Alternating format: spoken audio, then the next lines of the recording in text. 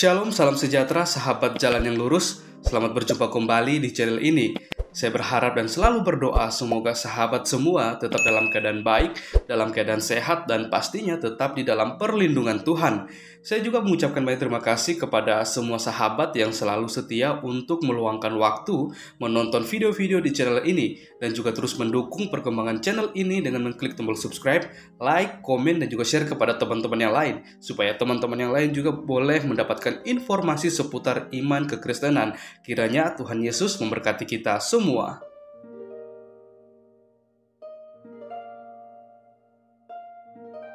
Sahabat yang diberkati dan dikasihi oleh Tuhan kita Yesus Kristus, kita tahu bersama bahwa begitu banyak orang di luar sana, apalagi para polemikus yang ketika mereka membawakan suatu narasi atau argumentasi, mereka selalu mengambil atau mencomot-comot ayat Alkitab yang kemudian mereka gunakan hal itu untuk menjadi bahan perdebatan dan juga menyerang iman kekristenan.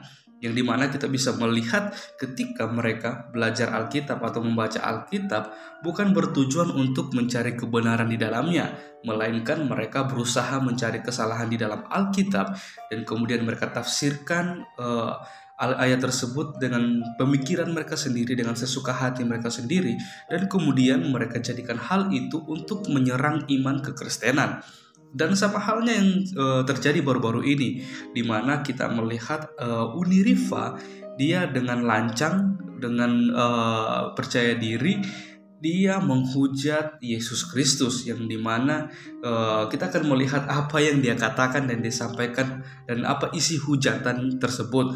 Dan kita akan melihat bagaimana respon atau reaksi dari para apologet Kristen ketika mendengar dan melihat, menyaksikan video yang diunggah dan diupload ke media sosial mengenai penghujatan dari Uniriva terhadap iman kekristenan atau Yesus Kristus yang adalah Tuhan dan Juru Selamat kita umat manusia yang percaya kepadanya. Maka dari itu tanpa berlama-lama, mari kita langsung saja simak videonya. Tuhan Yesus memberkati.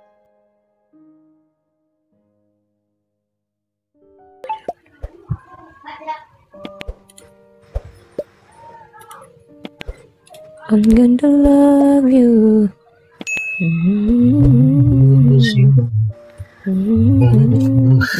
Nah, kita match-nya aja lah.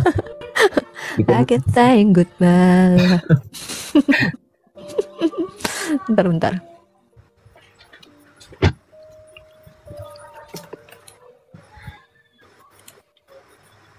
Oke, YouTube oke. Bismillahirrahmanirrahim. Halo, tes. Oh, ada suara. Why? Halo, tes.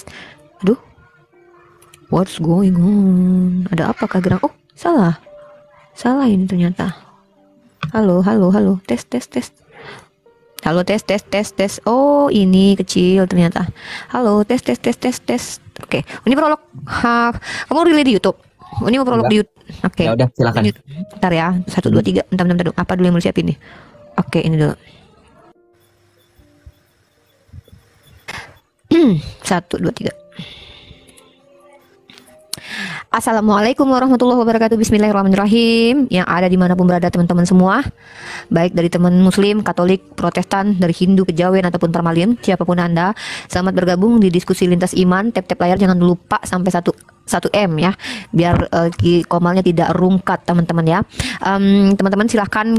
Kalau ingin yang dari sisi Kristen berada di sisi Joseph, silahkan berpindah ke live-nya Joseph. Yang Muslim di sisi saya nggak apa-apa. Ataupun kalian mau, ya maksudnya biar kalian nggak membuli yang lain gitu. Maksudnya nggak membuli. Tapi kalau yang Muslim di sana hanya untuk membuli Joseph, mending di sini tempat saya aja, nggak usah di sana. Oke, teman-teman, kali ini saya dan Joseph memiliki kesepakatan untuk berdiskusi. Lebih tepatnya kita katakan diskusi ya, bukan berdebat ya. Terkait nanti ada hal-hal yang ingin kita kritisi atau hal yang ingin kita tanggapi, itu nanti berupa pertanyaan teman-teman ya, berupa pertanyaan. Baik saya akan bertanya kepada Joseph pun akan bertanya kepada saya. Nah, teman-teman, insya Allah saya berusaha seakademis mungkin. Artinya saya berusaha untuk tidak menjawab berdasarkan asumsi pribadi, tetapi menggunakan data-data yang sudah saya kumpulkan beberapa. Dan kemudian tema kali ini adalah tema yang sangat krusial, sangat fundamental, yaitu tema terkait tentang tauhid versus trinitas. Teman-teman, kita akan mendiskusikan hal yang mungkin lebih ke apa, bagaimana, siapa, mengapa, ketimbang lebih menekankan pemaknaannya, walaupun itu penting juga bagaimana memaknainya nanti. Cuman teman-teman tentu harus tahu hal-hal yang sangat krusial terkait tentang konsep ini. Dua ini adalah konsep ya, konsep tauhid dan juga konsep trinitas. Tapi nanti tentu saya akan membuat sebuah prolog atau statement yang mana nanti kalau Joseph tidak sepakat dengan statement saya, dia bisa membantah, dan begitu juga dengan saya pastinya. Ini saya belum mulai membawa sebuah narasi apapun, tetapi saya hanya menginfokan bahwa kami di sini sedang berdiskusi dan bukan berdebat. Saya usahakan untuk tidak berdebat dengan Joseph, tapi saya usahakan untuk berdiskusi. Andai pun Joseph yang memulai untuk berdebat, saya pun tidak akan tidak akan segan-segan untuk menanggapi perdebatan itu. Teman-teman tahu sendiri saya seperti apa. Mungkin itu saja dulu. Apakah saya langsung ke materi aja, Joseph, atau gimana? Kita berarti mulai mulai waktunya dari si pencet match itu ya. Oke. Tapi maksudnya kita kan belum tentu ini, maksudnya sampai jam berapanya mau 1 jam aja. Ini kan 7.55, 8.55 udah kok. Tema Trinitas sama tauhid ini nggak terlalu panjang temanya sebenarnya. Berarti 1 jam ya? 1 jam maksimal lah, nggak usah terlalu lama. Oke. Dari Uni dulu nggak apa-apa? Oke, Uni lah. Oke, kalau gitu kita mulai ya. Bentar. Uni ambil dalil dulu, data-data dulu. Oke. 1, 2, 3.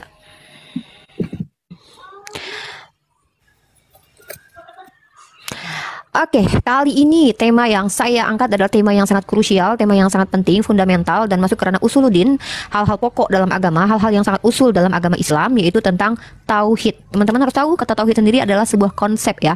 Kata tauhid ini maknanya adalah bagaimana kita memahami Tuhan ya.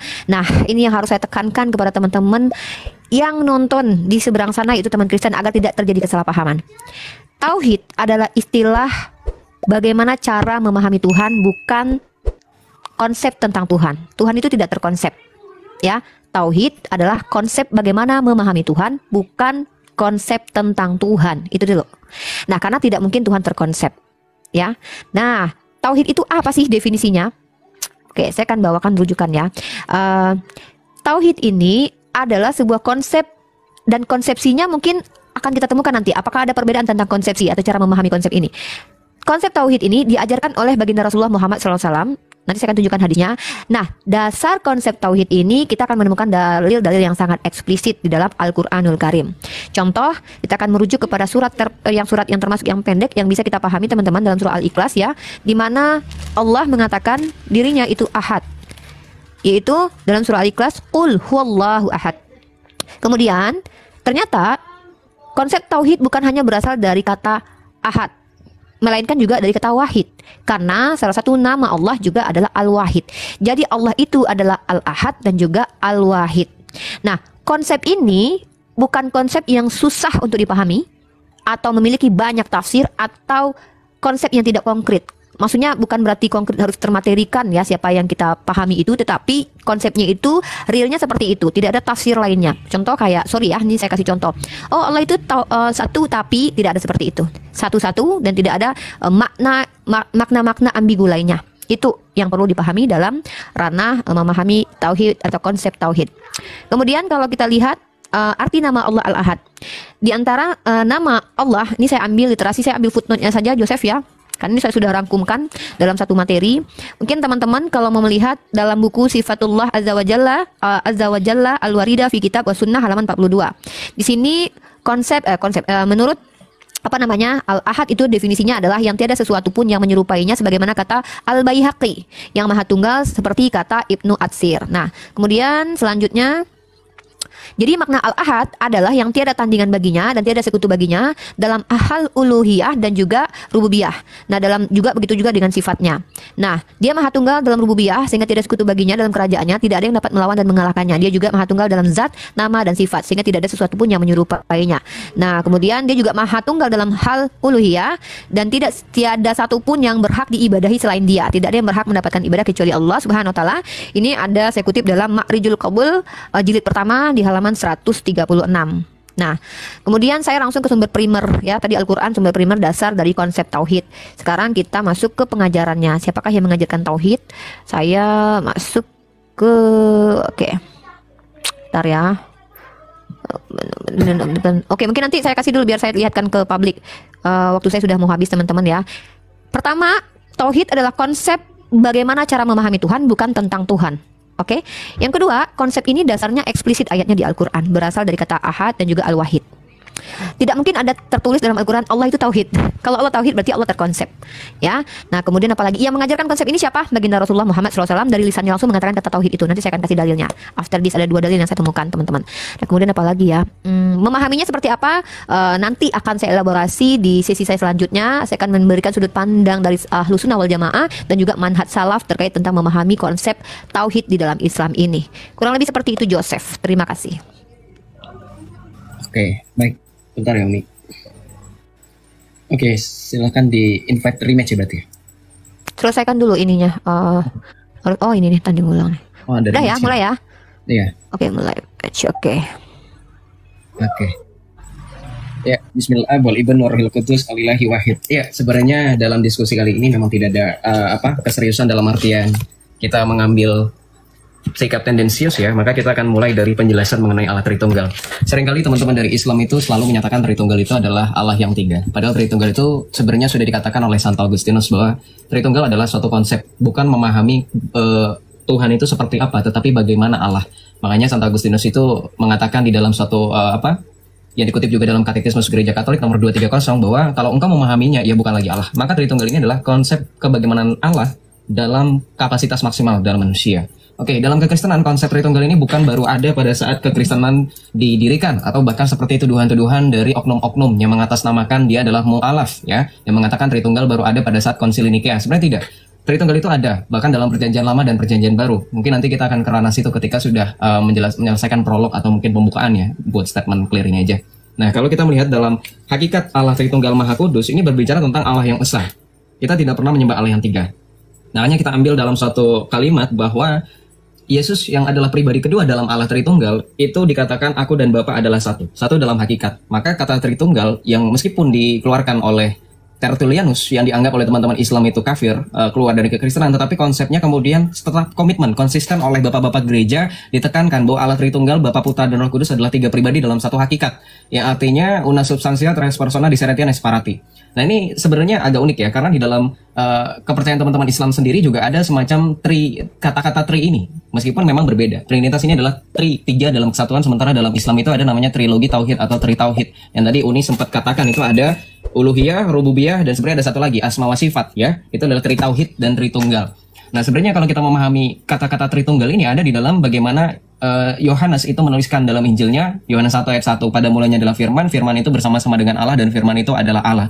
Maka ini adalah satu konsep yang kita memandang ini sebagai pribadi kedua dalam Allah Tritunggal, yaitu firman Allah, yang kemudian kita pahami menjadi daging, yaitu Yesus Kristus. Firman Allah atau konsep hologos ini dipahami oleh teman-teman Kristen atau teman-teman secara general, ini adalah akal budi Allah, hikmat dan kebijaksanaan Allah. Dimana kalau kita melihat dalam Perjanjian Lama bahwa sudah ada keyakinan tentang Tritunggal itu. Seperti di dalam Mazmur 33 ayat 6 yang menyatakan oleh firman Tuhan langit telah dijadikan, oleh napas dari mulutnya segala tentaranya. Maka Yesus yang hakikatnya adalah firman Allah ini adalah pencipta langit dan bumi juga. Seperti yang dikutip dalam Yohanes 1 ayat 3. Segala sesuatu dijadikan oleh dia dan tanpa dia segala sesuatu yang dijadikan tidak akan jadi dari yang telah dijadikan. Maka ini suatu konsep yang memang tadi saya katakan, saya sudah statement bahwa konsep Tritunggal bukan baru ada pada saat Konsili Nikea, bahkan dalam Perjanjian Lama sudah ada. Nanti kita akan bawa dari Targum ya, dari beberapa Targum. Kemudian juga di dalam Perjanjian Baru, Yesus juga pernah berkata di dalam Yohanes 11 ayat 27, semua telah diserahkan kepadaku oleh Bapakku, dan tidak seorang pun mengenal anak selain Bapa, dan tidak seorang pun mengenal Bapa selain anak, dan orang yang kepadanya anak itu berkenan menyatakannya. Nah ini adalah suatu konsep pengenalan diri Allah. Dalam Perjanjian Lama, Allah memperkenalkan dirinya melalui perantara nabi-nabi, maka pada zaman akhir ini, seperti yang terkutip dalam Ibrani 1 ayat 3, Allah menyatakan dirinya melalui perantaraan anaknya yang telah ia tetapkan sebagai ahli waris segala sesuatu, yaitu Yesus Kristus. Dan ini sebenarnya nanti kita akan komparasikan dengan Islam, bagaimana Allah itu memperkenalkan dirinya yang adalah wahdatul wujud, memperkenalkan dirinya yang adalah goibul guyub kepada salah satu entitas yang nanti kita akan pertanyakan kepada Uni Rifa mungkin ya. Dan ini adalah konsep yang menyatakan bahwa Yesus itu ada bersama dengan Allah dan sehakikat dengan Allah, dan dia adalah pantulan cermin dari Allah Bapa yang tidak terlihat. Makanya dalam Yohanes 1:18 dikatakan tidak seorang pun pernah melihat Allah, tetapi anak tunggal Allah yang ada di pangkuan Bapa dialah yang menyatakannya. Kalau konsep Tritunggal ini tidak dapat dipisahkan. Kenapa? Sekalipun ada orang di luar sana yang menyatakan kalau Yesus adalah firman Allah menjadi manusia, harusnya firman itu tidak ada di dalam diri Allah. Ini adalah salah. Apa? Karena seperti pandangan dari Ahlus Sunnah wal Jamaah bahwa kalam Allah ketika menjadi Al-Quran itu tidak terpisah dari Allah. Itu nanti kita akan tampilkan lagi buktinya. Sekian dari saya mengenai Tritunggal. Mohon maaf ya, silakan dilanjutkan. Oke. Sorry ya, Joseph tidak, sebenarnya saya agak kecewa ya. Saya berusaha tadi untuk membahas agama saya saja, tapi Joseph sepertinya menginginkan lebih dari itu karena dia sudah mulai menyinggung Al-Quran. Padahal saya tidak sama sekali menyinggung Bible tadi, tapi nggak apa-apa. Saya suka sebenarnya hal ini ya. Baik, kita langsung saja tanding ulang. Oke. Ini baru nih ya. Kalau prolog itu sebenarnya agama kita aja sih. Oke, Joseph membawa mencoba saya menangkap ada coba mencari remis dengan mengatakan kalam Allah segala macam. Nanti saya akan bahas itu. Tapi saya lebih ingin teman-teman tahu. Saya membuat statement bahwa kalau dalam Trinitas kebagaimanaan Allah, maka Joseph secara terang-terangan telah mengatakan bahwa yang terkonsep di sini adalah Tuhannya. Trinitas adalah Tuhan yang terkonsep, bukan bagaimana cara memahami Tuhan, bukan. Tauhid bagaimana cara memahami Allah.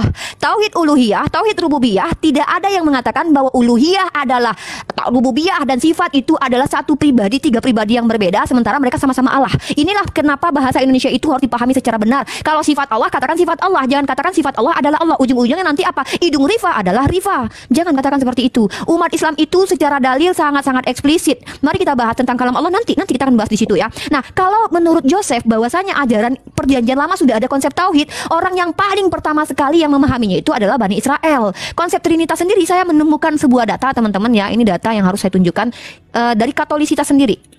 Bentar ya. Oke, teman-teman, mungkin minta waktu sedikit ya. Oke. Mana dia ya? Mana dulu aku lupa menggasi warna. Oke, kita kasih dulu data tentang tauhid ajaran Nabi Muhammad SAW dulu ya. Bentar teman-teman ya. Oke, sabar, data aku terlalu banyak guys, sampai nggak tahu lagi kesimpan di mana barusan itu. Aduh, habis waktu aku.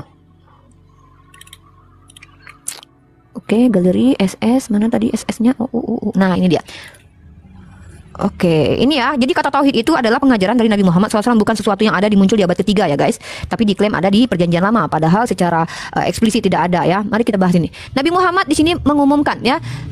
Maka Abu Dzar berkata, demi zat yang jiwaku berada di tangannya, sungguh aku akan umumkan kalimat tauhid. Satu dalil ya tentang kalimat tauhid. Yang kedua, artinya kalau kalimat tauhid itu tidak hadir ketika Rasulullah sudah wafat, tapi di tangan Rasulullah, di lisan Rasulullah lah kata tauhid itu diajarkan. Bagaimana dengan Trinitas? Siapa yang pertama sekali mengajarkan Trinitas? Nanti Joseph tolong dijelaskan ya. Kalau dikatakan bahwa Mazmur itu asumsi teologi dari Kristen yang mengutip kitab perjanjian lama dengan mengatakan Trinitas ada, karena Trinitas itu bukan produk Alkitabiah ya. Nah, mari kita lihat. Kalau kita lihat di sini Rasulullah SAW dalam hadis sahih ya, para ulama mengatakan hadis ini sahih. Di sini Nabi Muhammad lagi-lagi mengajarkan mentauhidkan Allah ya. Di sini tad'uhum ila ayyuhadu wallah ya. Ayyuhadullah. Di sini kita diperintahkan mentauhidkan Allah ya, itu satu. Nah, sekarang kita bahas tentang definisi kata tauhid dalam perspektif Islam, bahwa artinya satu tunggal, tidak ada definisi lainnya. Kalau kita bicara bahwa Allah memiliki sifat, Allah memiliki kehendak, itu bukan berarti kehendak adalah Allah. Jangan gunakan konsep-konsep wahdatul wujud yang tidak pernah diajarkan baginda Rasulullah Muhammad SAW, dan jangan paksakan ketika ada konsep tentang wahdatul wujud sekalipun lalu dikatakan itu mengeneralisir adalah paham semua umat Islam memahami bahwa Allah itu adalah seperti konsep wahdatul wujud, bahwa semua ini adalah penjewantahan Allah. Ya, kami umat Islam ini merujuk kepada ijma para ulama. Nah, dan juga apa yang Nabi ajarkan. Kalau tidak ada Nabi mengajarkan, kalau ada orang yang memiliki konsep itu bisa jadi diterima, tetapi konsepsinya tentu harus diluruskan. Jangan sampai disamakan dengan konsep Tritunggal yang ada di zaman di abad ketiga diberikan oleh Tertullianus. Nanti saya kasih jurnalnya, saya punya data itu. Nah, kemudian teman-teman juga harus paham ya.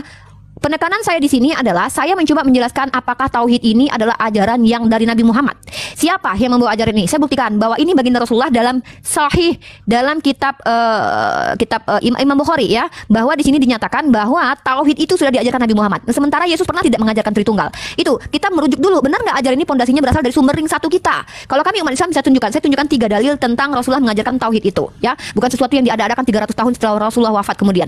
Kemudian, apakah tauhid itu adalah konsep yang muncul dalam Al-Quran? Dasarnya eksplisit di Al-Quran dari kata ahad dan juga kata al-wahid. Interpretasinya tidak bermacam-macam, tidak ribet, tidak berpolemik, bahkan tidak terpecah-pecah menjadi ribuan denom tentang memahami tentang tauhid ini ya. Nah, kalau kita bicara tentang bidat, maka kita kembali kepada ijma para ulama yang memiliki dasar. Kalau ada satu golongan yang memiliki pemahaman yang berbeda tentang tauhid, maka kita lihat dasarnya apa. Ketika mereka berkata tauhid, perspektif mereka berbeda dengan tauhid perspektif para ulama yang telah membuatkan ijma bahwa tidak ada perbedaan antara ulama manapun terkait tentang pemahaman tauhid. Saya akan kasih data. Joseph jangan kencang-kencang bicara, biasanya dapat tangkap poin ya, karena kita masih banyak waktu sebenarnya. Jadi pelan-pelan saja. Saya masih tetap di penegasan di bagaimana cara memahami tauhid, dari siapa pengajaran tauhid, dan landasannya apa ajaran tauhid itu. Nah, tadi Joseph sudah membawa beberapa dalil, dan saya mohon nanti pertanyaan-pertanyaan tentang dalil itu lebih ditekankan nomor ayatnya, dan saya juga akan tunjukkan hadis yang saya bawa, biar kita bisa mengkritisi ayat atau hadis yang kita bawa, oke? Tadi saya tempat catat tuh Mazmur 6:33, benar nggak? Mazmur 6:33. Mazmur 33 ayat 6. Kan, makanya kecepatan. Jadi saya nggak bisa catat. Padahal saya catat tuh. Mazmur 6:33 saya tulis. Ya, saya mau lihat dulu ayat ini ya. Mazmur 33 ayat 6. Ya. Oke. Sudah boleh saya berbicara. Kita langsung ini dulu, tanding ulang. Bentar. Bentar, sebelum Jose kan ngomong cepet tuh. Saya harus ini dulu. Uni juga dari tadi ngomong cepat, tapi saya nggak protes, tapi nggak apa-apa lah. Enggak, tapi saya poin saya jelas, agama saya yang saya bahas gitu loh. Kalau Jose sudah mulai agak tipis-tipis ya, karena saya pikir kita tidak berdebat. Tapi nggak apa-apa. Kalau Jose lebih suka debat, Uni juga suka gitu. Silakan. Kita tanding ulang ya. Kita ini ya. Saya suka malahan. Ya. Oke. Oke, 1, 2. Langsung strike to the point aja. Oke, 1, 2, 3. Yeah. Saya catat nih, saya coba untuk catat. Ya, oke. Ada beberapa miskonsepsi ya. Kalau dikatakan bahwa Tritunggal itu adalah konsep Tuhannya terkonsep, maka dalam tauhid juga Tuhannya terkonsep. Kalau Uni Rifa hanya menunjukkan suatu hadis yang mengatakan Rasulullah mengajarkan tauhid, saya mau mengatakan bagaimana yang Rasulullah ajarkan terkait tentang tauhid. Apakah Rasulullah mengajarkan seperti Imam Hasan Al-Asy'ari yang mengatakan tauhidnya Allah dengan 20 sifat, seperti yang tadi sempat dinukil ya oleh Uni Rifa. Teman-teman ada yang sadar atau tidak sadar mengatakan sifat Allah bukanlah Allah gitu. Kemudian apakah Rasulullah mengajarkan tauhid yang dikemukakan oleh Ibnu Taimiyah yang ada 3 itu tritauhid itu, yaitu tauhidnya Salafi yang dituduh oleh Wahabi itu sebagian besar Ahlussunnah wal Jamaah, yaitu tauhid rububiyah, tauhid uluhiyah, dan tauhid asma wa sifat. Mana yang Rasulullah ajarkan? Atau Rasulullah mengajarkan seperti tauhidnya Maturidi? Nah, ini saya mau membuktikan data nih. Mau tanya dulu datanya dari mana? Yaitu karena Uni ya, saya nggak mau tampilkan data. Kemudian terkait tentang beberapa ajaran dalam kekristenan bahwa Bapa, Putra, dan Roh Kudus itu bukan sifat. Maka ketika mengkomparasikan bahwa sifat Allah bukanlah Allah, itu tidak jauh seperti pada saat Imam Al-Ghazali menyatakan Tritunggal bukan syirik. Tapi sayangnya Imam Al-Ghazali hanya sampai kepada pemahaman Bapa, Putra, dan Roh Kudus adalah sifat, bukan pribadi. Sayangnya lagi-lagi Islam itu selalu pleset ya ketika menyerang akidah kekristenan, menganggap orang Kristen menyembah selain Tuhan atau menyekutukan Tuhan, tapi mereka meleset ya. Sekelas Imam Al-Ghazali juga meleset memahami Tritunggal bahwa Tritunggal bukanlah sifat, melainkan pribadi, Bapa, Putra, dan Roh Kudus dalam satu hakikat. Kemudian tadi saya ingin menjawab ya, bagaimana Uni bertanya, apakah Yesus mengajarkan Tritunggal? Of course, Yesus mengajarkan Tritunggal. Yohanes 5 ayat 23, Yesus mengatakan, supaya barang siapa menghormati anak, ia menghormati Bapa. Barang siapa menghormati anak, ia sudah menghormati Bapa. Makanya orang Kristen tidak bisa menyembah Tuhan itu dengan terpisah, seperti Ahlussunnah Asy'ariyah yang menyembah Tuhan dengan sifat-sifat 20-nya. Kalau Tuhan nggak punya sifat 20, maka Tuhannya bukan Tuhan, gitu kan gitu. Kalau kita nggak pernah menyifatkan Tuhan. Nah, kita tampilkan ini data. Kalau data saya dari buku Pengajaran Iman Katolik, nanti kita akan buka dari buku-buku Islam ya. Ini ada Pendobaan Teologi Ahlussunnah Al-Jamaah, ya, Aqidah Asy'ariyah. Lalu juga ada dari Salafi seperti yang Uni Rifa mau katakan ya. Oke, kita kesini dulu. Bagaimana konsep Tritunggal itu ada di layar ya, Tritunggal Maha Kudus, ya, Trinitas. Ini mengatakan bahwa Tritunggal itu adalah bagaimanaan Allah, sekali lagi saya katakan, kebagaimanaan Allah. Ini yang saya tadi kutip, Mazmur 33 ayat 6. Oleh firman Tuhan langit telah dijadikan, oleh napas dari mulutnya segala tentaranya. Nah, ini adalah pedoman dari bagaimana memahami ketritunggalan Allah, yaitu pribadi kedua, firman Allah itu ada di sini. Nah, kita lihat lagi ya, datanya dari PDF ya, teman-teman yang Islam. Nih, kita lihat dari Targum ya, saya coba besarkan layarnya. Oke, ini ada dari Targum ya. Ini bahasa Inggris, mudah-mudahan teman-teman bisa mengerti ya. Ini dari Rabbi Sfinasi. Saya nggak tahu pronunciation ininya gimana ya, tapi dia mengquotes ya Jerusalem Targum yang mengatakan, and the word of the Lord said unto Moses, ya. Word of the Lord ini adalah firman dari Tuhan. Ya, kemudian kita lihat lagi dalam targum-targum yang lain, misalkan ya di dalam Mika 5 ayat 2 ini dikatakan dalam targum Jonathan, and you Bethlehem Ephratah, you who were too small to be numbered among the thousand of the house of Judah, from you shall come forth before me the Messiah.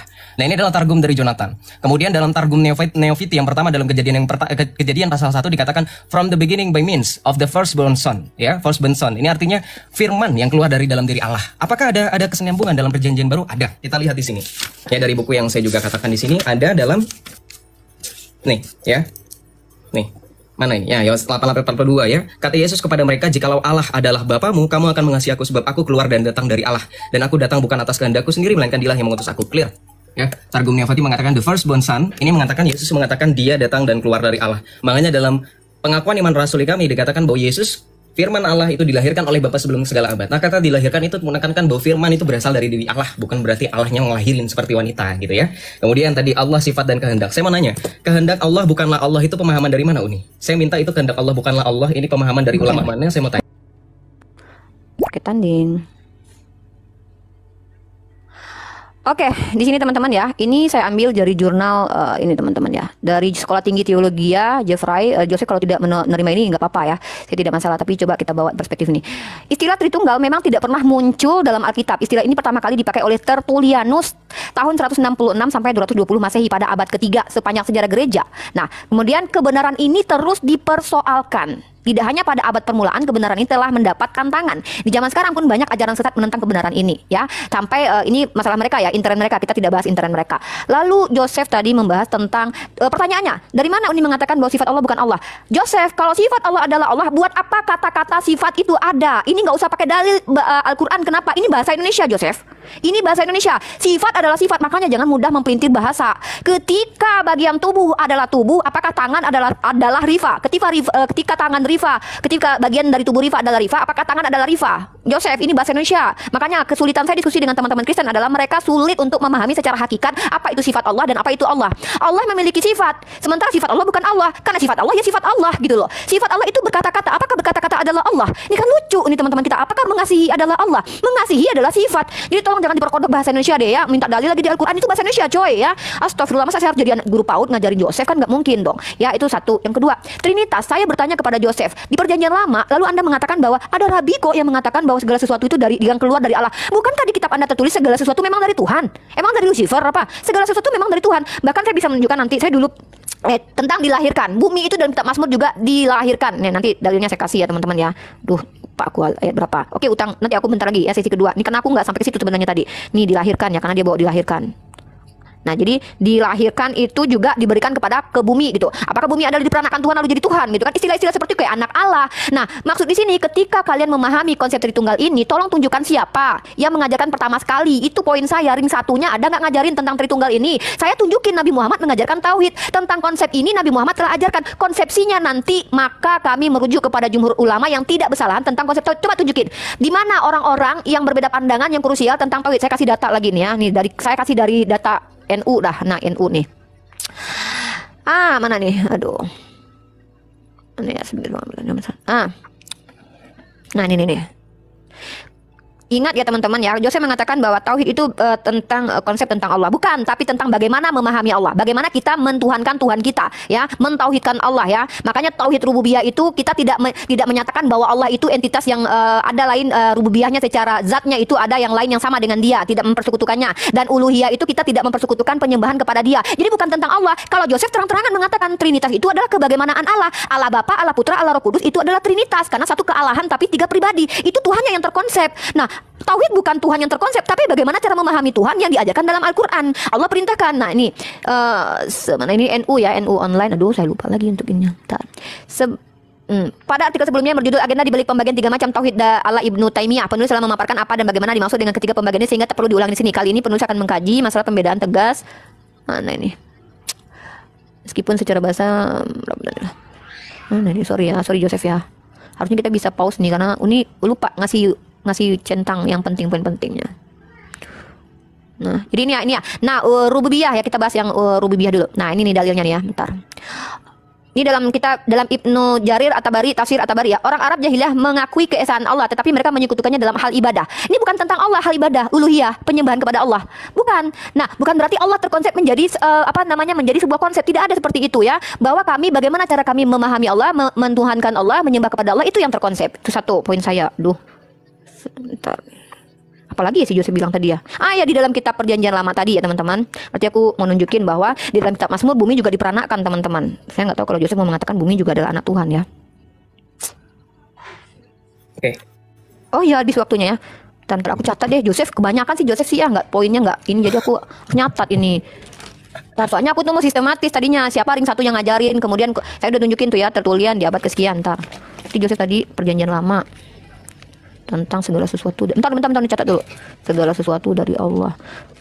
Oke. Sistematis dong Joseph, jangan lari-lari kemana-mana. Satu. Oh oke lah. Kedua. Iya jadi nyatet ini. Bentar yang kedua. Uni mau secara metodenya tuh jelas. Pertama yang ngajarin siapa. Makanya Uni kalau saya itu debat itu nggak pernah pakai HP. Jadi catat tuh. Ya nggak apa-apa, kita beda. Saya catatnya pakai handphone, bukan nggak ada alasan. Ini jangan cepet-cepet dong. Nggak usah mengkritisi saya bikinnya di handphone. Karena apa? Saya buka dalil menunjukkan mengcounter sama perkataan Joseph. Tentang anak diperanakan. Bentar dulu, diperanakan. Datanya ada di Mazmur. Ini kan waktu saya. Belum kan belum ditanding ulang. Bentar dulu Joseph, ada 3 poin yang blunder Joseph tadi tentang diperanakan segala sesuatu dari Allah. Aku belum kasih dalil. Oke, itu targum tadi ya, sesuatu dari Allah. Oke, udah 3 poin dah. Udah mengkerucut di 3 poin ini. Ayo 1 2 3. Tambah lagi si Joseph nanti ini biar aku kasih data kamu nanti. Ya. Oh, accept. Kok nggak bisa dipencet? Nah, oke. Oke, ya. Masya Allah, ya.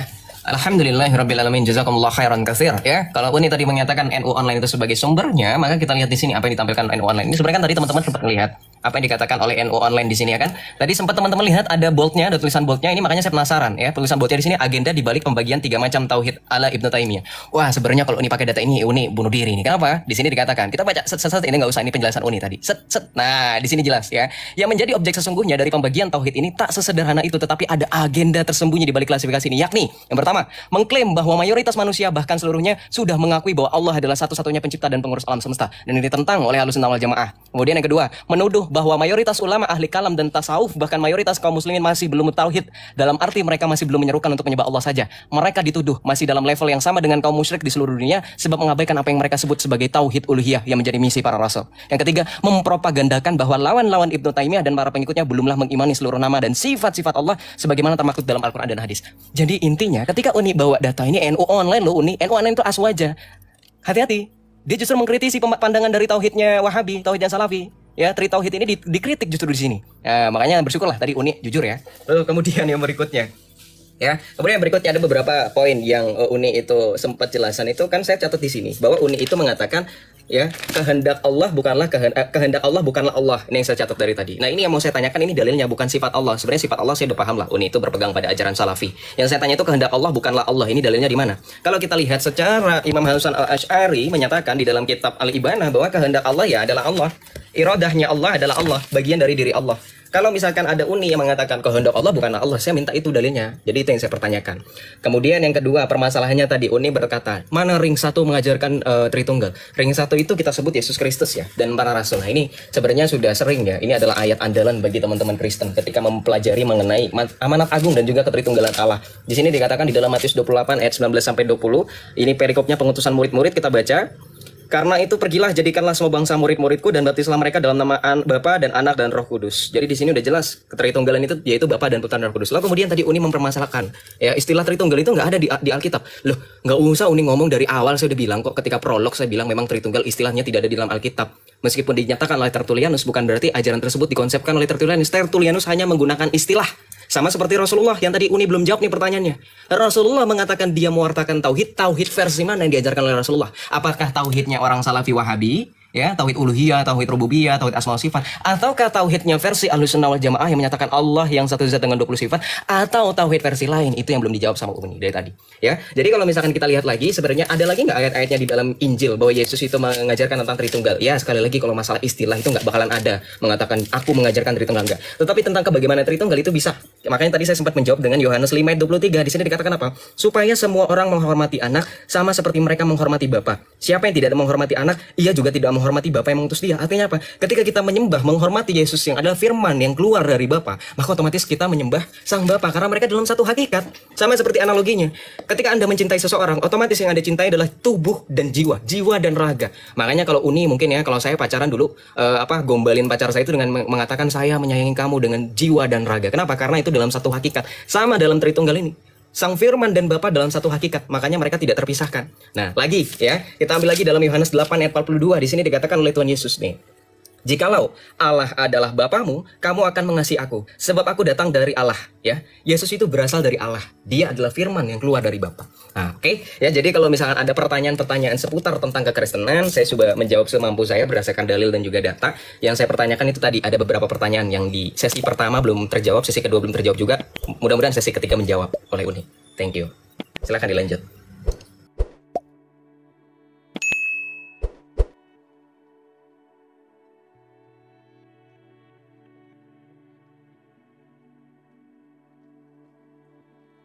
Teman-teman, kita mulai switch keyboard, ya. Saya menjawab dulu, teman-teman. Oke, teman-teman, saya bawa jurnal aja ya, teman-teman, ya. Jurnal Tauhid Ibnu Taimiyah dan Tauhid. Nah, ini judulnya, ya, teman-teman. Nanti akan saya kasih penutup kesimpulan. Tauhid Ahlussunnah wal Jamaah antara Imam Al-Asy'ari dan Imam Ibnu Taimiyah. Apa penutupnya, teman-teman, ya? Nih, teman-teman, baca ini di sini, teman-teman, ya. Nih jurnalnya, ya. Nah, nih. Oke teman-teman, namun demikian di luar itu sejatinya terdapat beberapa poin yang disepakati oleh keduanya dalam persoalan tauhid. Di antaranya secara umum keduanya sepakat mengimani semua berita yang datangnya dari Al-Quran dan hadis yang mendeskripsikan sifat Allah Subhanahu wa taala. Ini penting untuk diketahui sebab tanpa hal itu berimplikasi pada penyamaan Allah Subhanahu wa taala pada makhluk. Keduanya juga sepakat bahwa Allah Subhanahu wa taala Maha Esa. Tidak ada yang menyerupainya dalam sifatnya dan namanya, tidak ada yang membantunya dalam mencipta dan mengatur seluruh makhluk. Hal yang sangat fundamental bagi Ibnu Taimiyah dan juga Maturidi dan segala macam itu tidak berbeda, ya. Kalaupun dia membawa sebuah konsep, masalahnya adalah ini dikatakan di sini, ulang lagi di sini ya. Keduanya sepakat bahwa Allah itu Maha Esa. Bagaimana dengan kekristenan? Kekristenan mengatakan bahwa Tuhannya itu satu dalam apa? Mari kita lihat. Di dalam Katolik nih teman-teman ya. Nih teman-teman, saya buka data Katolik karena si Joseph adalah orang Katolik. Bagaimana dengan pemahaman Tritunggal itu? Nah, jadi lihat ya teman-teman ya. Di sini Bapak Gereja nih. Santo Paus Clement dari Roma tahun 88 sampai 9. Bukankah kita mempunyai satu Tuhan dan satu Kristus dan satu Roh Kudus yang melimpahkan rahmatnya kepada kita? Santo Clement. Ini satu Tuhan ya. Satu Tuhan. Satu Tuhan, satu Kristus, satu Roh Kudus. Itu apanya itu yang satu? Apanya yang tiga nih? Nih, satu Tuhan, satu Kristus nih. Santo Ignatius membandingkan jemaat dengan batu yang disusun untuk membangun bait Allah Bapa yang diangkat ke atas oleh katrol Yesus Kristus, yaitu yang disalibnya. Ini apakah bisa dikatakan Yesus adalah sifatnya Tuhannya Bapa? Kalau memang iya berarti tadi apa tadi? Gambaran atau apa menurut siapa? Apa bayangan atau pantulan apa tadi bahasa si Joseph tadi lupa saya. Ketika dia membawa kalam Allah dan sifat Allah dan kehendak Allah, dia mengatakan bahwa kehendak Allah adalah Allah dan dia membawa siapa tadi imam apa aku lupa. Nah, ini aku tuliskan nih. Apa kata? Bahkan dia sendiri mengatakan tauhid yang dibawakan sama dia adalah sifat apa tadi kalam Allah itu sebagian katanya. Sebagian kata dia. Apa kata dia itu? Apa? Si Joseph bilang apa? Ulang lagi Joseph yang imam yang kamu bawa tadi. Kamu cepet-cepet sih. Nama imamnya siapa tadi buku yang kamu bawa tadi? Oh, sorry aku mute. Imam Hasan Al-Asy'ari. Apa kata dia? Apa coba kutipkan? Aku nggak lihat soalnya. Apanya? Apa kutipannya? Pernyataan dia. Tentang Ya, sifat Imam Allah Hasan adalah. Al-Asy'ari. Ini nggak tahu dalam akidah Ahlussunnah wal Jamaah. Enggak, saya minta datanya tadi tuh diulangi baca kutipannya. Imam Kutipannya. Hasan Al-Asy'ari mengkonsepkan tauhid itu Allah dengan satu zat dan 20 sifat. Saya tanya, tadi kan kamu bilang kamu seolah memframing bahwa mengatakan bahwa sifat Allah adalah Allah gitu loh, dan Imam Asy'ari mengatakan seperti itu di kutipannya. Kutipannya. Sorry ya, nggak apa-apa waktu saya dipakai. Di pause aja dulu. Nah, apa kata si Joseph? Ya, ini aku catat Joseph. Irada Allah adalah bagian dari Allah. Iya. Ya, bagian dari Allah, bukan Allah. Nah, ingat ya, bagian dari Allah Joseph. Tangan Unirifa adalah bagian Unirifa. Apakah tangan adalah Unirifa? Ini bahasa Indonesia, Joseph. Ini bahasa Indonesia. Inilah kenapa kalian itu salah dalam memahami banyak kata, karena kalian tidak mengerti hal-hal yang sangat hakikat. Ya. Nah, coba kamu sudah mengatakan tadi, irada Allah adalah bagian dari Allah. Sifat Allah memang bagian dari Allah, tapi bukan berarti sifat Allah adalah Allah. Makanya ada kata sifat, sifat dan yang disifati. Sifat dan yang disifati. Gitu loh. Coba kutipkan, bacakan tadi. Kamu baca tadi nih, irada Allah adalah bagian dari Allah. Iya. Jadi jangan memframing. Jangan memframing ya. Jadi jangan mengatakan bahwa mata Unirifa adalah bagian dari Unirifa, bukan mata Rifa adalah Rifa. Tolong, ini bahasa Indonesia loh Joseph. Masa hal ini pun harus diajarkan ke Joseph? Nah, kemudian Joseph mengatakan bahwa firman Allah itu lahir dari Allah. Kamu baca dalam kitab Mazmur ya. Kamu bawa Tritunggal tadi ya di dalam kitab Mazmur. Kamu baca dalam kitab Mazmur pasal 90 nomor 2. Kalau seandainya segala sesuatu yang diperanakkan dan dilahirkan itu adalah Tuhan, kamu harus menuhankan gunung-gunung dan bumi. Sebelum gunung-gunung dilahirkan dan bumi dan dunia diperanakkan, bahkan dari selama-lamanya sampai selama-lamanya, engkaulah Allah. Siapa yang memperanakkan gunung? Siapa yang memperanakkan bumi? Allah yang menciptakan, Tuhan yang menciptakan. Jadi kalau seandainya Yesus diperanakkan, ini sama ketika Tuhan berbicara dalam kitab Mazmur pasal 90 nomor 2, bumi juga diperanakkan. Ya, bukan berarti Tuhan melahirkan bumi jrol keluar bumi lalu bumi jadi Allah, bukan. Ya, bahasa yang inilah. Tolong bahasa Indonesia dipahami dengan baik dan benar gitu ya. Mohon maaf saya harus seperti ini ya. Nah, kemudian apa lagi? Segala sesuatu memang datang dari Tuhan, Joseph. Itu poin saya. Dan itu dalilnya jelas di dalam kitab kamu. Oke, kita lanjut lagi ke bagaimana Trinitas tadi ya, teman-teman. Satu, Joseph mengatakan, oh iya, saya mengakui bahwa kata Tritunggal itu tidak ada masalah. Hanya adalah saya sudah menunjukkan jurnal bahwa itu dari Tertullianus. Nah, kalau memang ada Paulus, bahkan Paulus pun tidak mengajarkan Trinitas. Kamu baca 1 Korintus pasal ke-8 ayat 6. Bagi kita hanya ada satu Allah. Aduh, OBS aku berhenti. No. Tunggu deh. No. Oh my god. Bentar Joseph. Aduh, jangan mati, please. Itu ya. Tunjukkan kepada saya. Bahkan sekelas Paulus pun tidak mengajarkan Tritunggal. 1 Korintus pasal 8 ayat 6. Bagi kita hanya ada satu Allah dan juga satu Tuhan. Ya, di mana itu kemudian mereka adalah Allah ketiga-tiganya begitu ya. Nah, silakan Joseph. Udah habis waktu saya? Masih ada? Belum. Udah, itu udah dikasih waktu lebih yang tadi. Itu. Oh, sorry. Nanti kamu juga boleh. Tunggu Joseph, sebelum kita tanding ulang. Ini Uni punya masalah di YouTube. Teman-teman yang di YouTube, tolong dong kasih tahu mati nggak di YouTube. Kalau nggak, aku terpaksa bikin part 2 nih. Oke, saya boleh rematch. Masih. Tunggu bentar Joseph. Oke, masih. Ngelek. Bentar ya brother, sabar dong. Kan kita nggak buru-buru. Nanti sesak napas kita berdua nanti. Takutnya udah siap. Gak, ini Uni ngelek. Bentar yang disuruh anak-anak matiin dulu ininya.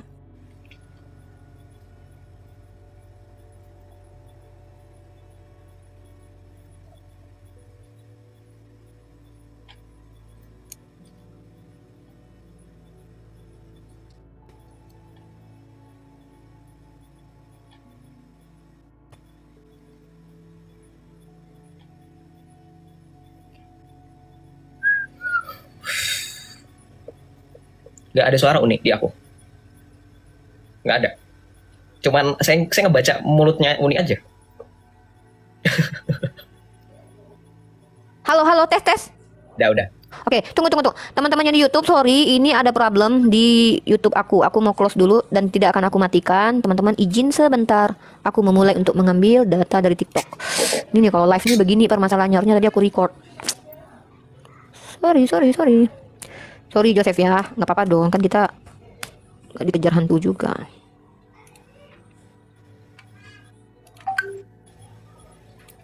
Loh, kok gini sih? Tes teman-teman. Oke, good. Oke teman-temannya di YouTube, mohon maaf, izin minta maaf sama sekali, bukan bermaksud ini teman. Padahal aku udah 100 Mbps loh teman-teman, tapi masih aja ada problem di YouTube ini. Padahal aku udah naik loh ininya apa. Teman-teman di YouTube masih oke? Masih oke teman? Oke, thank you so much. Oke, masih oke. Oke, sampai di mana tadi Joseph sekarang ya? Nggak enak banget ngatur YouTube kalau lagi live. Suara aku udah kedengeran kan Uni kalau suara kamu? Udah kedengeran. Ntar Uni coba cross check dulu lagi, sekali lagi mastiin bahwa YouTube aman dan baik-baik saja. Oke, sip. Oke, kita mulai. 1, 2, 3 match. Tunggu, pen aku. Ini nggak bisa dipecat ya? Oh ini nggak bisa. Bisa. Oke, baik, kita lanjutkan ya Uni. Ada beberapa poin yang Uni itu tanyakan. Sebenarnya kalau dikatakan Paulus tidak mengajarkan Trinitas, Paulus itu sebenarnya mengajarkan Trinitas. Dari yang Uni baca itu tadi, justru Paulus menekankan ketunggalan Allah. Kenapa? Di sini dikatakan, makanya saya tadi dari awal itu ketika menjelaskan itu harusnya Uni fokus kepada saya, bukan hal yang lain. Tapi nggak apa-apa. Di dalam 1 Korintus 8 itu, Paulus justru menjawab ya pertentangan ketika dia ada penyembahan berhala, pagan-pagan Romawi. Ya, dia menyatakan begini dari 1 Korintus 5. Sebab sungguh pun ada apa yang disebut ilah baik di sorga maupun di bumi, dan memang benar ada banyak ilah dan banyak Tuhan. Yang demikian. Nah, di ayat ke-6 dikatakan bagi kita hanya ada satu Allah, yaitu Bapa yang dari Dia berasal segala sesuatu, yang untuk Dia kita hidup, dan satu Tuhan saja, yaitu Yesus Kristus, yang karena Dia segala sesuatu yang telah dijadikan dan yang karena Dia kita hidup. Ini Paulus membedakan Allah Bapa dengan Yesus loh. Harusnya kalau Paulus bukan mengajarkan Tritunggal, harusnya nggak seperti itu. Dan ini pun adalah 1 Korintus 8 ayat 6 adalah dalil bagi kami untuk menyatakan pengakuan iman rasuli seperti yang termaktub ya di dalam yang mau saya tampilkan di layar ini. Ya, ini adalah pengakuan iman rasuli dalam bahasa Arab. Yang dikatakan minu billahin wahid abin dabitul kulli khaliqis samai wal ard kulli ma yura wa ma la yura wa birrabbin wahidin Yesus al-Masih. Sampai situ aja dulu, ya. Ini adalah ayat penting. Kenapa? Di pengakuan iman rasul ini dikatakan aku percaya akan satu Allah, Bapa yang Maha Kuasa, pencipta langit dan bumi, dan akan sesuatu yang kelihatan dan tak kelihatan, dan akan satu Tuhan, Putra Allah yang tunggal, Yesus Kristus. Nah, ini adalah basic yang diambil dari 1 Korintus 8 ayat 6 dan juga dalam Kolose 1 ayat 15 dan 16. Ketika Rasul Paulus menyatakan bahwa Allah menciptakan segala sesuatu yang kelihatan dan tak kelihatan. Kita tampilkan lagi di layar ayatnya. Ini adalah surat Rasul Paulus kepada jemaat di Kolose. Nih, dikatakan bahwa telah diciptakan segala sesuatu yang ada di sorga dan di bumi, yang kelihatan dan yang tidak kelihatan. Nah, ini masuk dari pengakuan iman rasuli. Jadi selain mengenai Allah Tritunggal, Bapa dan Yesus Kristus, Rasul Paulus juga menegaskan kita percaya akan sesuatu yang kelihatan dan tak kelihatan. Kemudian yang kedua, tadi sudah terjawab ya, berarti ya Yesus mengajarkan Tritunggal itu tidak dipermasalahkan lagi. Kita akan ke permasalahan mengenai uni. Saya pertanyakan konsistensinya Uni dalam berdiskusi. Tadi Uni sempat di awal bilang bahwa Uni akan membawa data primer. Yang saya pertanyakan itu kan Rasulullah itu membawa tauhid apa, itu belum dijawab sampai sekarang. Lupa. Tauhidnya Salafi atau tauhidnya Ahlussunnah wal Jamaah, tapi nggak apa-apa. Sekalipun itu Uni juga membawa jurnal ya, datanya dari jurnal terkait tentang tauhid ya. Tauhidnya katanya nggak apa-apa, Allahnya Esa loh. Saya tadi kan sudah tampilkan Uni bagaimana nggak dibaca nih. Saya juga tampilkan ya, selain dari NU online, Uni kan juga kebanyakan dari ini dari internet ya. Di sini dikatakan apa nih? Ya, ini yang ditulis artikel, walaupun artikel ini adalah pendiri ya, pengasuh ya, Pondok Pesantren Al Khairat Malang ya, yang bernama Bapak Fatih Syuhud ya, beliau pengasuh Pondok Pesantren Al Khairat Malang. Di sini dikatakan beda tauhid Ahlussunnah dan Salafi Wahabi. Nah, ini ada perbedaan ternyata, bukan sama ya. Di sini dikatakan apa ya? Nih, namun saat ini ada aliran baru dalam Islam bernama Salafi Wahabiyah. Ini Unirifa ya, yang hendak mempersulit perkara yang mudah. Golongan ini menyatakan percaya pada Allah sebagai satu-satunya yang patut disembah saja, itu tidak cukup.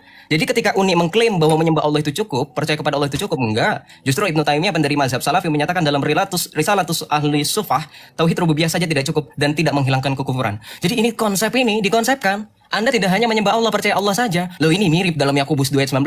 Dikatakan apa? Engkau percaya hanya ada satu Allah saja, itu baik. Namun iblis pun percaya. Nah, ini dicontek oleh Ibnu Taimiyah. Percaya Allah sebagai satu-satunya patut disembah saja itu tidak cukup. Nah, makanya dikatakan harus ada tauhid yang lain. Nah, makanya saya katakan sekali lagi bahwa di dalam Islam ada perbedaan dalam konsep tauhid. Kemudian yang kedua, Uni mengatakan sifat Allah bukanlah Allah. Ini blunder Uni. Kenapa? Kalau sifat Allah bukanlah Allah, saya tegaskan pada teman-teman. Kita bermain logika. Konsekuensi logisnya, kalau sifat Allah bukanlah Allah, maka Allah yang mempunyai sifat wujud, tidak bako, Allah ada, Allah Maha Kuasa dan seterusnya, maka itu bukanlah Allah. Ketika dikatakan Allah punya sifat Maha Kuasa, maka itu bukan Allah. Karena Uni menyatakan sifat Allah bukanlah Allah. Sekali lagi saya tegaskan, sifat Allah bukanlah Allah, itu adalah konsekuensi logis bahwa apa yang disifati itu bukanlah Allah. Ya, itu konsekuensi logis. Nah, kemudian yang jadi pertanyaan saya sekali lagi, saya minta dalil dalam Islam, jangan dari jurnal, dari primernya aja dulu, Al-Quran maupun hadis, bahwa tauhid mana yang disepakati oleh Islam secara keseluruhan. Karena saya lihat di dalam ulama-ulama Ahlussunnah wal Jamaah dan Salafi ini banyak komparasi atau perbandingan, ya, menang-menangan mana konsep tauhid yang benar. Ya, silakan. Mana nih? Belum? Oke, ini tampil. Udah. Bentar. Oh. Bentar. Kirain nanya udah selesai atau belum? Aku udah. Bentar. Keringetan, kira. Ini nih ya. Nih, tauhid ajaran baginda Rasulullah. Oke, saya ke sumber primer kita. Teman-teman, mari kita lihat. Ini adalah sumber primernya umat Islam, yaitu apa? Ijma para ulama mengatakan hadis ini sahih, teman-teman. Apa yang diajarkan Rasulullah Muhammad SAW terkait tentang konsep tauhid seperti apa, teman-teman? Ini teman-teman lihat dalam Sahih Muslim 2137. Kita ikuti Rasulullah mengajarkan mentauhidkan Allah dan mengagungkannya, dan beliau membaca la ilaha illallah wahdahu la syarikallah. Ini ajaran Nabi Muhammad. Jangan menyekutukan Allah, ya. Satu, hanya tidak ada ilah lain selain Allah. Tidak ada ilah lain. Kalau ada dari konsep dari pemikiran Ibnu Taimiyah, Imam Maturidi, imam manapun itu, baik imam Syiah sekalipun, ketika mereka mengeluarkan konsep dengan nama uluhiyah, rububiyah, apapun itu yang jatuh ke dalam kesyirikan, tunjukkan apanya yang mereka syirikan, siapa dengan siapa mereka syirikan Allah. Ya, karena kalau Anda mengatakan bahwa tidak cukup hanya menyembah kepada Allah, yang mentauhidkan Allah, itu bagaimana cara? Memang tidak cukup hanya menyembah Allah, bisa juga mencintai Allah segala macam. Itu betul, bukan berarti Ibnu Taimiyah, imam-imam lain itu masuk ke dalam ranah mensekutukan Allah. Itu poinnya, ya. Bagaimana ajaran baginda Rasulullah? Bahkan saya sudah tunjukkan jurnal bahwa perbedaan mereka dan mereka sama tentang mengesahkan Allah. Nah, Joseph sendiri mengakui, lalu mengatakan tadi apa? Paulus, saya katakan, Paulus itu mengatakan hanya ada satu Allah, yaitu Bapa dan satu Tuhan. Hanya ada satu Theos dan satu Kurios. Kalau memang Kurios adalah Theos, ngapain itu dipisah kata-katanya? Udah pakai Kurios atau Theos aja gitu loh. Itu poin saya. Jadi keterbatasan bahasa Joseph. Lalu mengatakan, kalau Uni bilang bahwa sifat Allah bukanlah Allah, maka ketika Allah iroda itu bukan Allah. Bukan berarti ketika kita tidak berada di kiri, maka kita pasti di kanan, Joseph. Ada lagi bagian lain, apa itu? Tengah. Bukan berarti ketika tidak ada makhluk dan ada kholik, bukan berarti tidak ada sifat makhluk dan sifat kholik. Ada istilah lain yang digunakan dalam bahasa Indonesia, yaitu sifat instrumen, ya.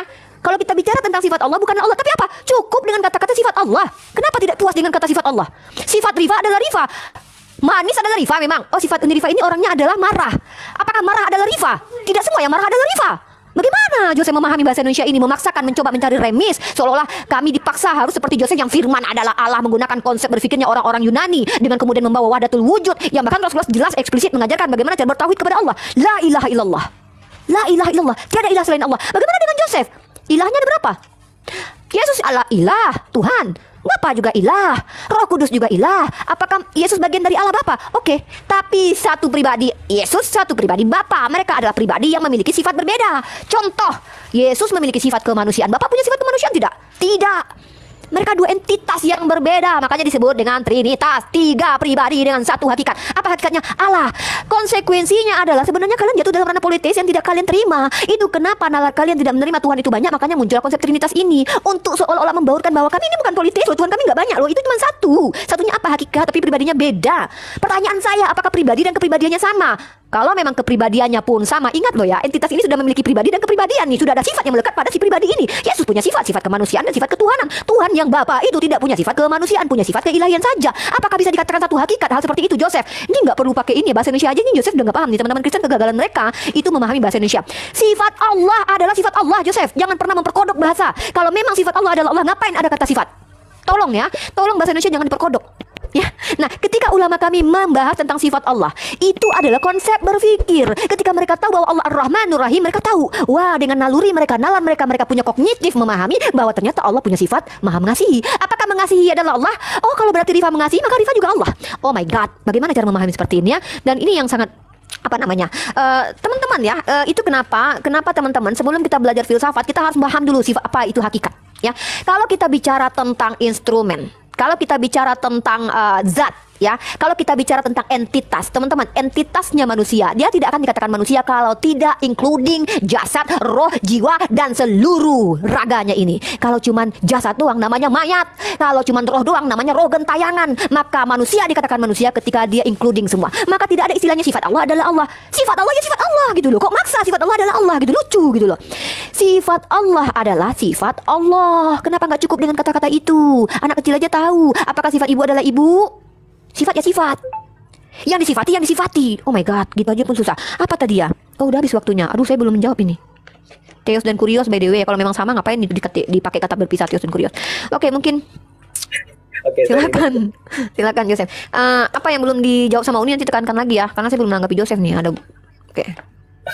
Oke, saya menanggapi bahwa katanya Kurios dan Theos itu berbeda. Ya memang berbeda kok ini. Jadi kalau misalnya Uni mengkritik saya nggak ngerti bahasa, ya sama. Uni juga nggak ngerti bahasa. Tuhan dan Allah itu berbeda ya ini. Makanya orang Islam kalau ditanyakan Tuhan dan Allah itu nggak nyambung. Karena bagi mereka Tuhan itu Allah dan Allah itu Tuhan. Nah, tadi sebenarnya sedikit menarik ketika dikatakan bahwa Nabi Muhammad menyatakan nggak mengajarkan kesyirikan atau tidak menyekutukan Allah dan seterusnya. Loh, ya dari perjanjian lama juga sama. Di kami juga sama. Tadi kan 1 Korintus 8 ayat 6. Ya, tidak ada Allah lain selain Allah Bapa. Tuhan itu juga satu, hanya Yesus Kristus. Ya, dipelajari dulu mungkin ya terkait tentang Tuhan dan Allah itu perbedaannya apa, Kurios dan Theos ya. Makanya kalau misalkan umat Islam bersyahadat la ilaha illallah, tiada Tuhan selain Allah, berarti Tuhannya Allah.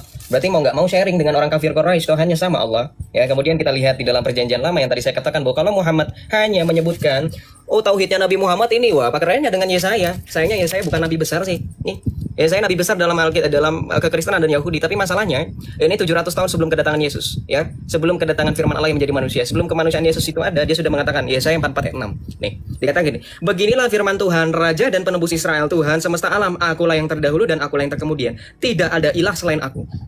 Sebatas ini doang tauhidnya Muhammad. Ya udah berarti Yesaya 44 ayat 6 aja pakai. Kalau sebatas ini doang tadi tauhidnya dalam hadis, menyembah hanya kepada Allah dan tidak ada Allah lain. Ya udah ini aja.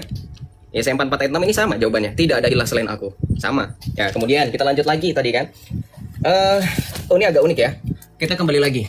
Ya, Uni sebenarnya udah mulai lari-lari nih, udah mulai goyah dengan ketetapan tauhid mana yang dipakai sama Uni. Nih, kalau tadi dikatakan tauhidnya sama, Allahnya sama, ini ada loh. Ini ijma ulama, kata Uni disepakati ijma ulama. Kok menurut salah satu sumber yang saya pakai ini, insya Allah ya sumbernya ini bisa dijadikan hujah karena ini yang nulis ini adalah nih, ya.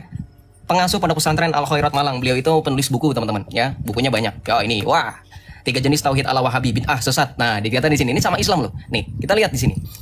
Ya, pertama dan utama teori pembagian tauhid mengenai rububiyah menjadi rububiyah dan uluhiyah adalah bid'ah. Wah, bid'ah ternyata karena tidak ada dalam Al-Qur'an dan Sunnah Rasul serta tidak pernah ada dalam tatanan wacana generasi salafus salih. Nah, ini ada dalam kutipan dari perkataan mantan mufti Mesir ya, yang bernama Ali Jum'ah Muhammad yang menyatakan dalam salah satu fatwanya, pembagian tauhid menjadi uluhiyah dan rububiyah termasuk pembagian yang baru yang tidak berasal dari generasi salafus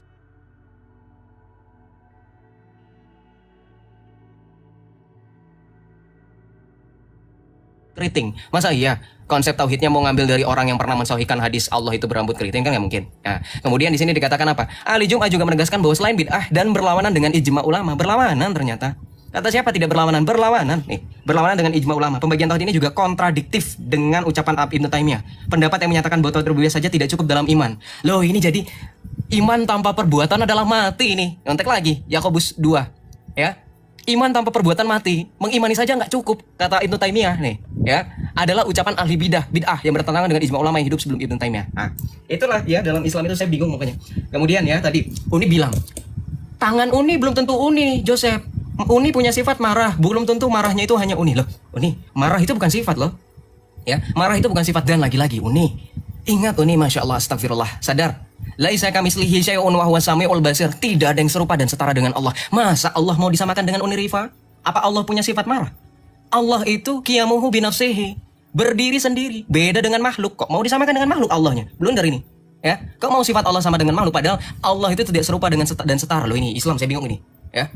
Saya dari tadi bingung ini, makanya ketika Uni menyamakan Allah dengan Uni Rifa itu bingung saya. Nah kemudian balik lagi mengenai Khalik dan makhluk. Loh iya betul, saya baru dengar ini dari Uni Rifa. Di Islam ada 3 konsep, Khalik, sifat, dan makhluk. Padahal dari dulu kalau nggak Khalik ya makhluk, kalau bukan makhluk ya Khalik. Kok tiba-tiba ujung-ujung ada sifat di sini dimasukin? Ini pendapat ulama dari mana nih? Ya.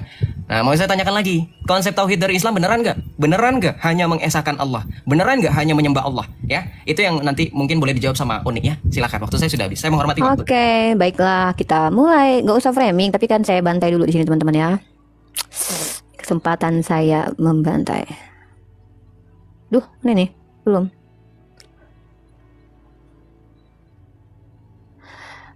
Oke, teman-teman ya, sorry saya nggak suka framing orang ya, walaupun saya ngaku-ngaku nanti saya kejam dalam narasi, tapi ini saya nggak suka nge-framing ya. Dia mengatakan bahwa saya menyamakan diri saya dengan Allah. Padahal saya membawa analogi bahasa yang sangat mudah dimengerti antara sifat dengan yang disifati itu berbeda. Penekanan saya di situ, tapi dia nggak paham juga teman-teman. Lalu dia bilang saya menyamakan diri saya dengan Allah. Astagfirullahalazim. Tapi ya sudahlah ya, nggak apa-apa ya, kita nggak usah bahas itu. Kemudian dia mengatakan Ibnu Taimiyah dikatakan bidat oleh Ahlus Sunnah wal Jamaah. Bidat atau bid'ah itu paham atau sesuatu yang belum ada di zaman Nabi Muhammad SAW.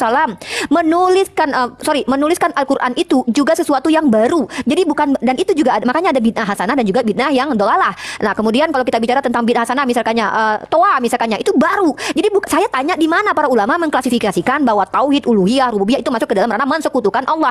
Dan kamu menyamakan dengan kekristenan. Kalian itu sudah jelas musyrik, menyamakan hakikat si firman dengan yang berfirman. Secara hakikat saja kalian menyamakan. Si firman yang adalah manusia yang memiliki sifat kelemahan, lapar, makan ikan goreng, kalian samakan dengan Bapa hakikatnya. Paham tidak ilmu hakikat, sesuatu yang benar tentang sesuatu. Allah Bapa itu roh, Allah Bapa itu tidak pernah mati, Allah Bapa itu tidak pernah lapar. Tiba-tiba disamakan hakikatnya dengan manusia yang 100% manusia, 100% roh yang yang 100% manusia yang punya roh, yang bisa mati, yang lapar, disamakan hakikatnya. Ini aja udah blunder, tau nggak, secara definisi gitu loh. Nah kemudian Tuhan dan Theos itu sama, Tuhan dan Kurios dan Theos itu beda.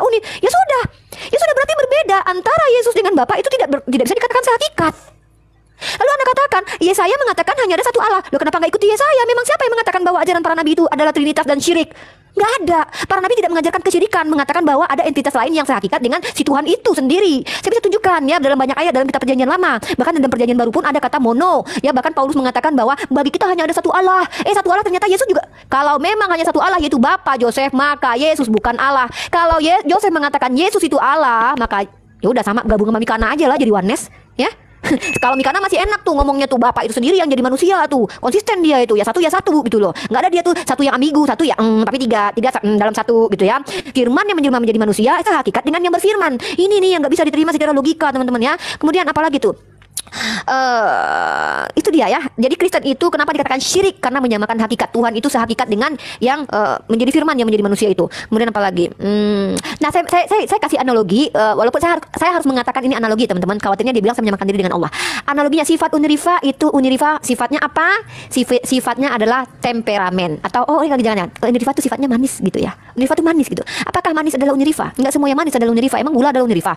Jadi pemahaman bahasa Indonesia yang sulit karena mereka ya terpapar filsafat ya, makanya mereka seperti ini. Hakikat saja mereka tidak paham. Tangan Unirifa adalah Unirifa. Ketika tangan Unirifa terpotong dan dikuburkan karena kecelakaan, maka yang terkubur adalah Unirifa. Begitu cara Yosef memahami ketuhanan dia gitu. Karena Tuhannya terbagi-bagi gitu ya. Terbagi-bagi ya, mohon maaf ini seperti Lego nih, keluar dari Allah kemudian menjadi Allah lain. Ya kemudian saya hakikat gitu. Tapi si Allah yang saya hakikat ini tidak mengikuti kehendaknya sendiri, tapi mengikuti si Allah Bapa yang mengutus dia gitu. Si Allah anak ini yang adalah pribadi lain dengan Bapa yang pribadi lain, itu saya hakikat, saya nggak ngerti hakikatnya apa gitu. Yang sama tuh hakikatnya apa, saya nggak ngerti sampai sekarang ya. Udah lama juga diskusi dengan teman-teman Kristen. Hakikat apanya yang sama? Kalau hakikat ke Allahnya sama, ini sama aja. Yosef dengan Unirifa sama-sama memiliki hakikat kemanusiaan, tapi kita beda pribadi, dua pribadi. Ada berapa di situ pribadinya? Dua.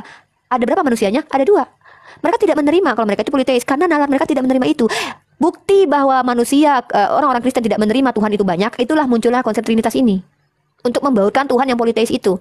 Kalau kita bicara Father is not Holy Spirit, Holy Spirit is not Son, Son is not Father, tapi mereka adalah hakikatnya substansinya adalah Allah. Ya udah, ini ibarat kata nih jenis kealah sama nih dalam satu jenis kealahan, tapi tiga pribadi. Ya udah politeis. Oh, kalau mau menjelaskannya lebih lagi, itu kenapa sampai saat ini dikatakan bahwa Trinitas itu misteri. Walaupun banyak orang Kristen yang mencoba untuk menjelaskannya. Teman-teman, saya katakan ini bukan dari saya bahwa Trinitas ada misteri. Saya akan tunjukkan datanya, teman-teman. Oke, footnote-nya saya bacakan, teman-teman. Oke. Trinitas misteri teman-teman, produk pikiran kok misteri gitu loh. Bukan produk Alkitabiah. Kalau produk Alkitabiah nggak apa-apa, misteri ini produk konsep otak pemikiran kok bisa jadi misteri. Coba, misteri Trinitas tak mudah dipecahkan. Selain memang tidak mungkin memahami rahasia ini secara utuh, tetapi juga seringkali umat Kristen mengalami salah sangka dan persepsi mengenai hal ini. Magnum Opus Jurnal Teologi dan Kepemimpinan Kristen volume 1 nomor 1 Desember 2019 halaman 22. Ini dia dari Tri Untoro Sekolah Tinggi Teologi IKAT Jakarta. Ini dia footnote saya. Oke, saya akan kasih data lagi setelah itu tentang Trinitas ada misteri. Oke, terima kasih. Oke, baik, saya boleh mulai ya berarti ya. Tunggu, ini tadi kita jam berapa tadi? Apa mau udah closing statement? Tadi katanya kan 8.55. Apa? Iya, 8.55. Udah lewat. Jadi gimana? Udah. Tunggu, Uni. ada lagi mau ditanggapi nggak dari Uni? Kalau mau nanggapi nanti Uni kalau enggak ya. Jadiin closing statement aja satu, closing statement. Jadi Oke, di closing statement lebih ke penegasan ya, karena kalau seandainya masih menanggapi, nanti kita saling ini lagi. Gimana? Fokus dengan agama masing-masing, penjelasannya, sistematikanya. Ya udah sekali lagi deh sebelum closing statement. Tuh. Baiklah. Ya, sekali saya, habis itu Uni, dan habis itu langsung closing statement dari kita berdua. Oke. Gitu ya. Janji loh Joseph, nggak usah framing-framing di komal masing-masing ya, nggak usah. Bikin ilfil tau nggak sih? Udah nggak usah jadi penghujat. Kita diskusi Framing kok aja. kalau ada Sering. ditampilkan Uni aja. bisa tunjukin, Uni ada Saya punya videonya. recordnya. Saya punya, kalau Uni punya recordnya ya post aja sama seperti saya. Enggak, saya nggak mau ngepost gitu. Ngapain kayak gitu?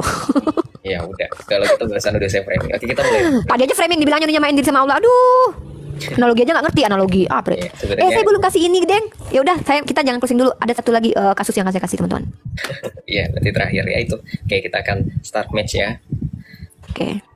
Oke, kita lanjut ya. Bagaimana Unirifa menjelaskan tentang kebagaimana Allah? Sebenarnya saya itu nggak cuma asumsi pribadi. Ini bahaya kalau misalnya Unirifa dijadikan pandangan ya oleh teman-teman Islam yang menonton di sebelah sana atau di room saya. Ini dikatakan dalam satu hadis. Sebenarnya dari tadi itu saya mikirin.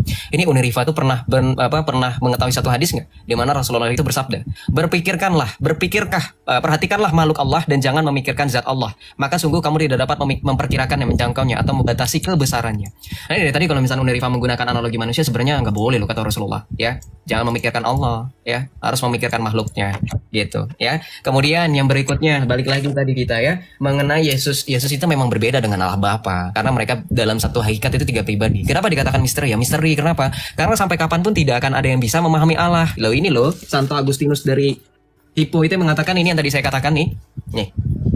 Kalau engkau memahaminya, ya bukan lagi Allah ya kan tadi sudah di awal sudah saya katakan. Kalau Uni catat dan Uni simak baik-baik apa yang saya utarakan, itu saya sudah mengatakan begini. Makanya dikatakan misteri gitu. Makanya dikatakan misteri pribadi Allah Tritunggal itu misteri sama seperti dalam Islam. Memang dikira tauhidnya Allah dijelas tentang kebagaimana? Enggak. Ya, nih saya katakan tadi kan Uni mempermasalahkan wahdatul wujud Islam, sadarlah kalian. Ini makanya kalian bisa muncul firqah yang kalian anggap sesama kalian itu sebenarnya juga kalau kalian bilang oneness dan Tritunggal itu saling membid'ah karena lebih parah kalian kok sampai ada yang mengkafir-kafirkan. Ini pandangan Ibnu Arabi loh.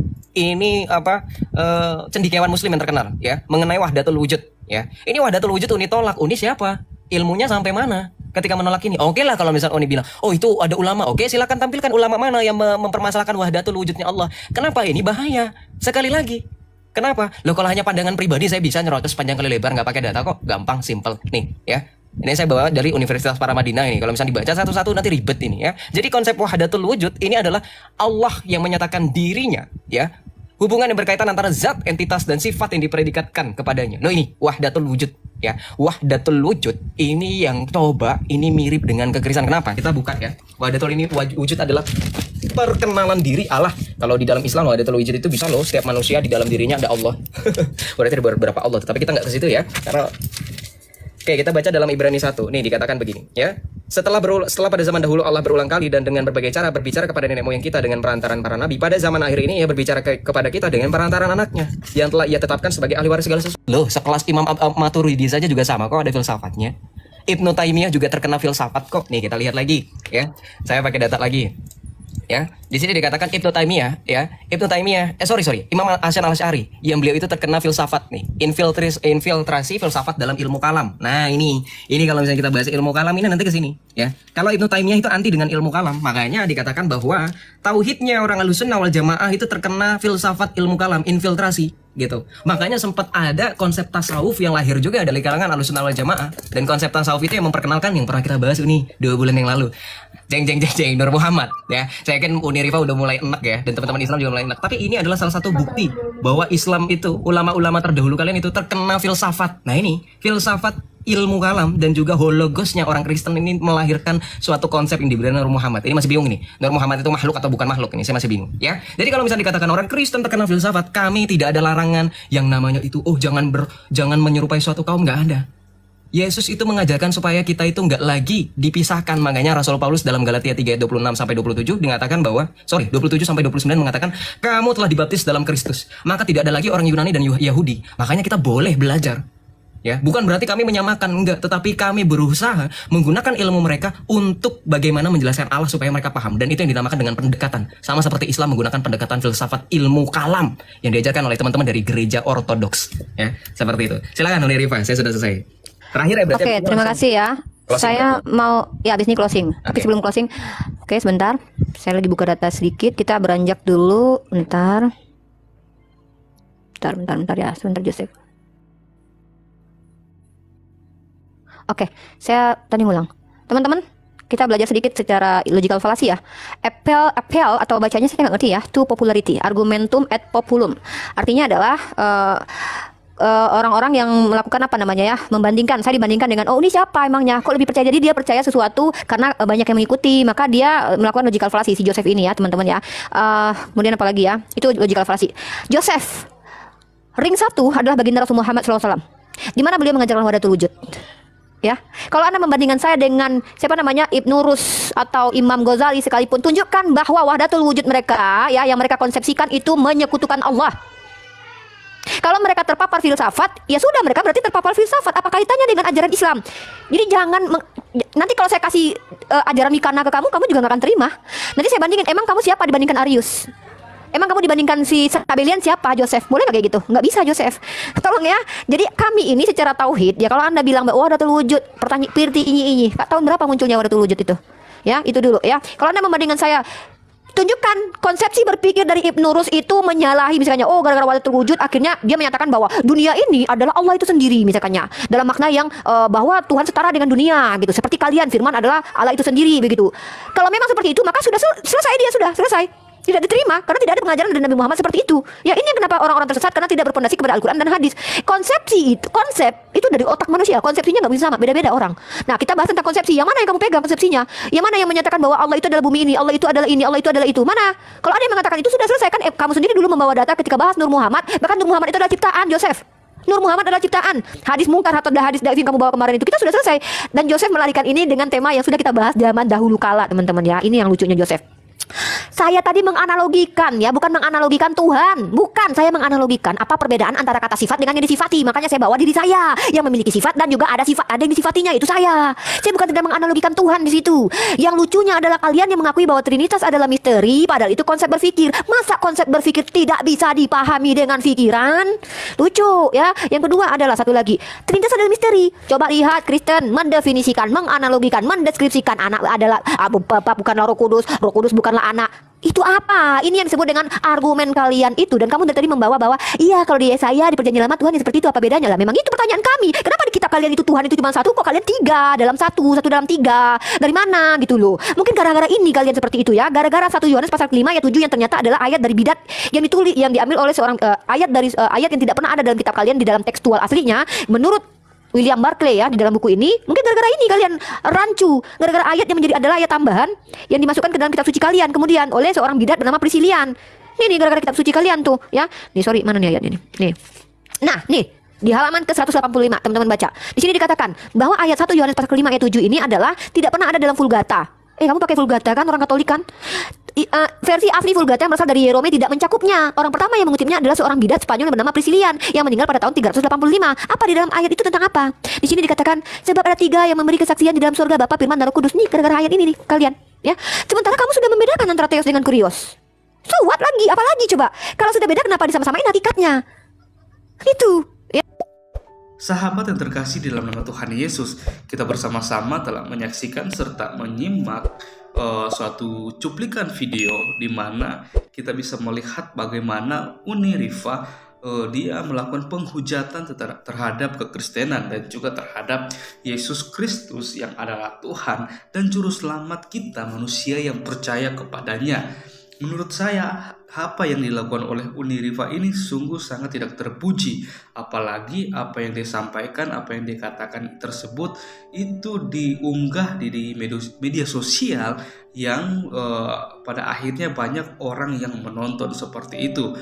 Kalau menurut saya, jikalau seorang Uni Rifa merupakan seorang yang terpelajar dan juga dia merupakan seorang yang beriman terhadap keyakinannya dia, tidaklah mungkin di dalam pengajaran yang diyakini oleh Uniriva mengajarkan hal yang seperti itu, apalagi sampai menghujat dan menjelek-jelekan Tuhan atau kepercayaan orang lain.